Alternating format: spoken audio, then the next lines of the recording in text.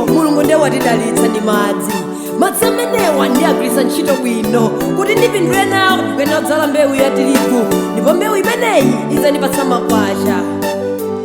Koma munda munde ndimosangalatsa molimidwa bwino mona kuti nditadzala na nsongole wangayu chaka chino achita bwino. Mdani tu uyu anafika wadzala na nsongole cholinga tsamwitse mbewu yanga kuti ndisachite bwino amene amandilondola nthawi zonse ndizule na nsongole ameneyi.